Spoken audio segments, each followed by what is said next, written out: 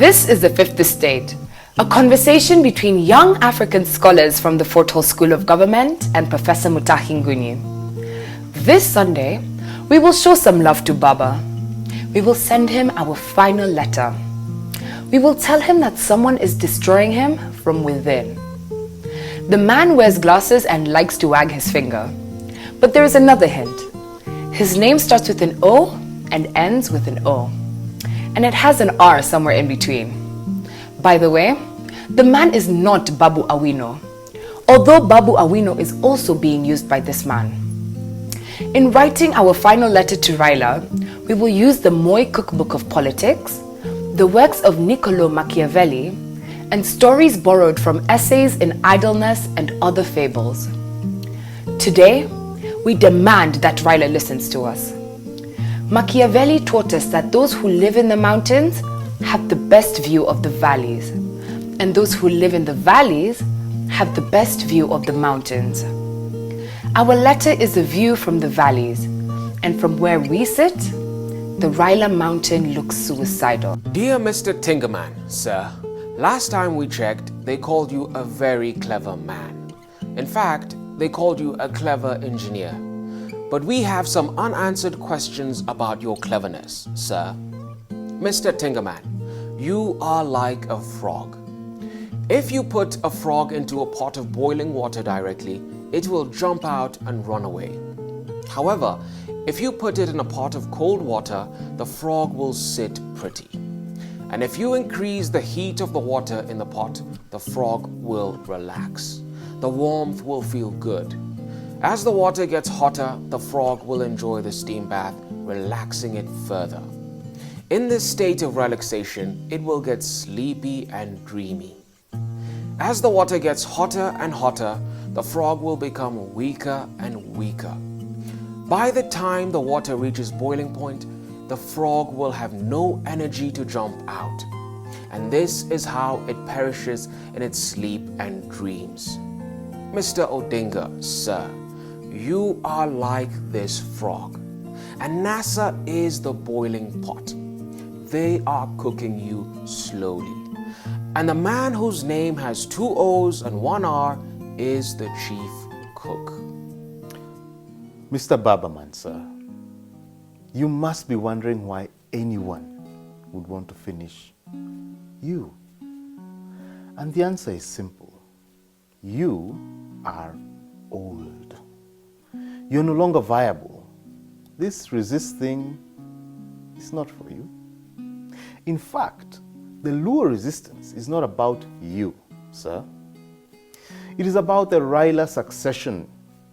The political hypocrites around you are users. They want to inherit you. No, they want to disinherit your children and the Odinga history. This is why they set you up for failure. They told you to boycott elections. It backfired. They told you to boycott and sabotage the economy. It backfired. They told you to resist. It is backfiring. Mr. Odinga, sir, you've been set up to fail. And as Napoleon taught us, if you must kill a friend, you must do it with a borrowed knife. Your NASA friends are killing you, and they are doing it using a borrowed knife. Put differently, the Moi Cookbook of Politics taught us one thing: do unto others before they do you. And because your political career is finished, Kalonzo, Mudavadi, and Wetangula will do unto you before you do them.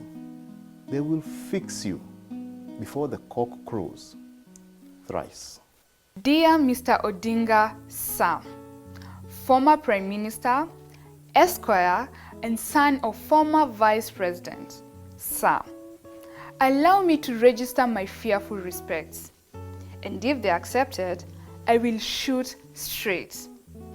As a young student of law, I do not understand why you have not been arrested.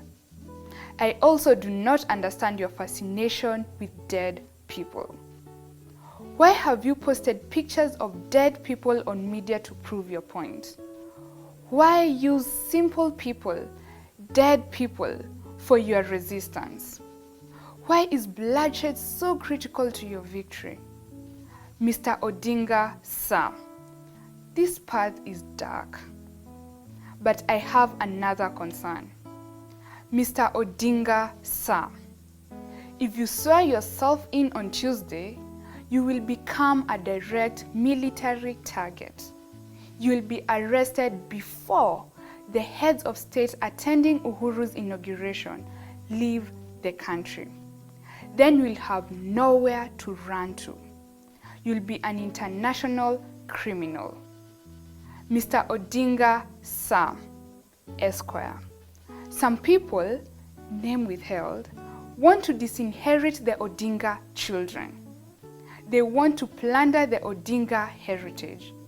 And a soldier like you should know when to fight and when a fight is a trap. Secession and swearing yourself in is a trap. First, we must congratulate Uhuru Kenyatta for his Supreme Court victory. The Supreme Court has finally redeemed itself. But the president should actually revisit as he promised. And I say so because we have no idea what the turns and twists of the future will look like. And bringing these judges to order is fundamental. Second, Raila should be arrested. I said this last week and I will say it again today. This man displayed pictures of dead people in the papers. Then he blamed government for killing them. Yet, he is the one who incited them into violence. And maybe he wanted them dead. Maybe they were sacrifices for his dark spirituality. I have absolutely no idea. But if Raila swears himself in, we will confirm that blood is his medium of political power. And his untaught act of defiance will make him a military target. Those behind his oath will also be charged with misprision of treason, and the penalty is death. What am I saying here? I don't think Raila will swear himself in.